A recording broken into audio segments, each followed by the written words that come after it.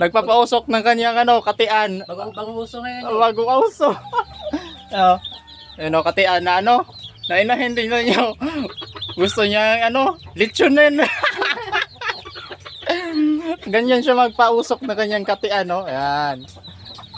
Babad sa usok, pati siya. Magpapausok para daw mayroong huling labuyo. At ngayong araw pumunta nga kami sa bundok ngayon at yun naman dadalhin ko. Ayun yung inahin na yon. Ayun Ayan. Ayan ayan yung inahin. Yan yung dadalhin ko ngayon. Susunod na ako magdadala ng ng tandang. So ayun mga katulok, sana ngayong araw may huli kaming labuyo ngayon.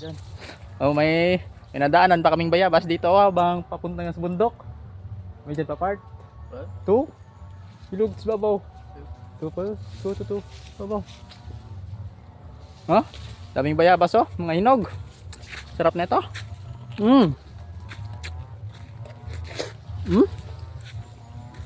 Sarap. Kasama ko. Mukha pa. Bala sa jam. Gusto ako madami sa akin.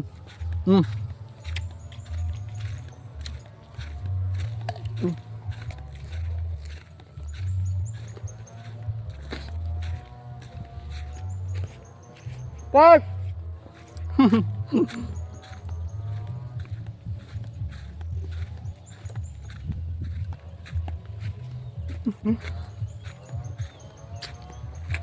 Wala pa rin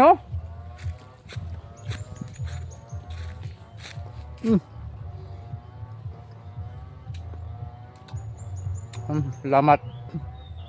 Ayun na.